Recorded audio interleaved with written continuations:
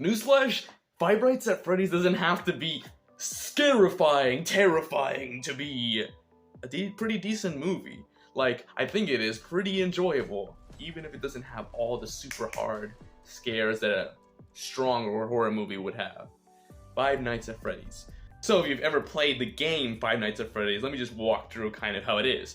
You're a security guard, and you're guarding this little play area for kids, Chuck E. Cheese looking ass kind of thing, called Freddy Fazbear's Pizza.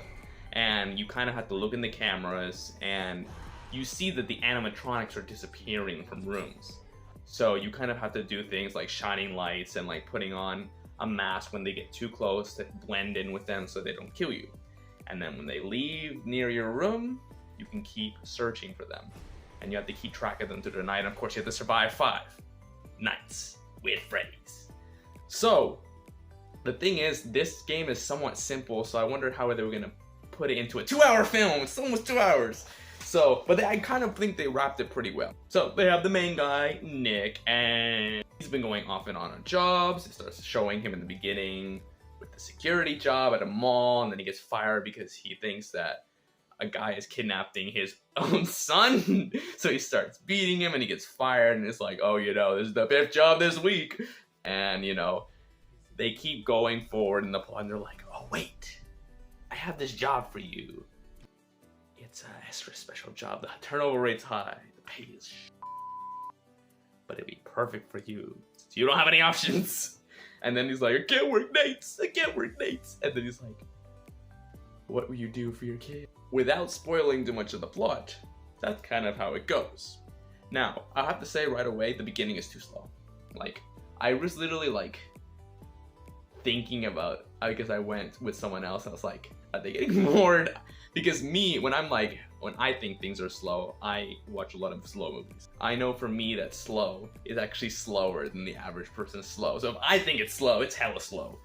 So I was looking over and I was like, damn, I'm gonna see if they're sleeping, because if I think it's slow, the other person next to me is sleeping. But it takes a while, I think, to pick up. I really do think the first 40 minutes are just, it needs to trudge along. Like, the first 10 minutes is fine, but they need to just get to the place. Get to the place. We already know what the movie is. If you play the game, you know where it's gonna be. You already know a lot of the concept. You've seen the trailer, you know what it is. Just get there. You don't have to waste so much time like building the anticipation that didn't even build anticipation. I think Josh Hutcherson did a great job trying to carry this film. Like, I personally can't say anyone did as good a job as him. He was the best actor by far. Perhaps, I suppose, some of the other actors, because there's not really that many actors in this movie, besides like extras, not including extras, either supporting or lead. I just feel like there's not that many, so there's not really much to compare. It's kind of a little of a solo film, even though there's a couple other protagonists that come in and out, such as the police officer and his sister, and a couple of other people like his aunt.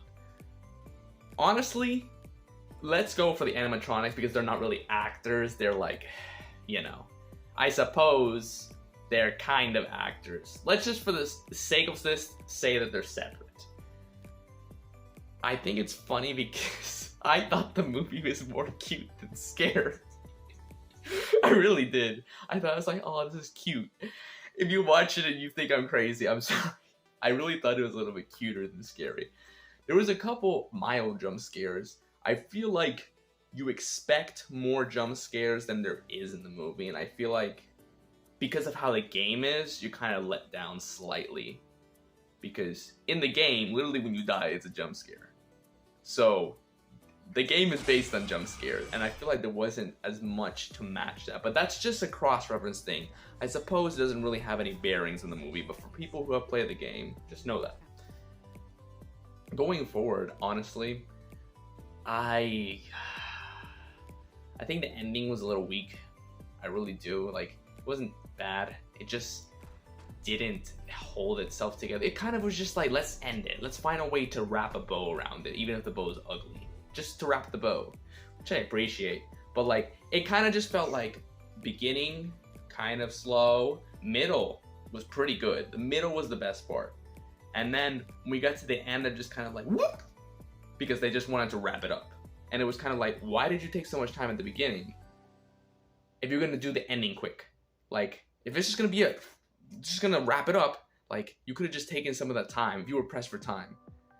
That's just either way, my 2 cents. Either way, I think that Five Nights at Freddy's is actually doing really well in the box. It's had like 130 million in like the opening couple of days, which is amazing. It hasn't even finished though. It just finished opening week and I haven't even checked the numbers.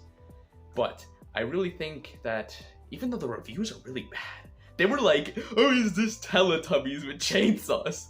That's kind of funny. If it is, I could agree with that criticism slightly. Because I don't think that makes it bad. They're saying that as in like, oh, it's not scary, but like, if you take away the horror movie from it, does that criticism become valid again?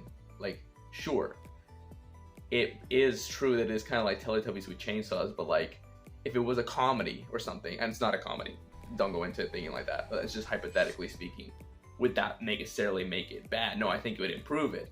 So I actually think that it being like Teletubbies with chainsaws makes it better.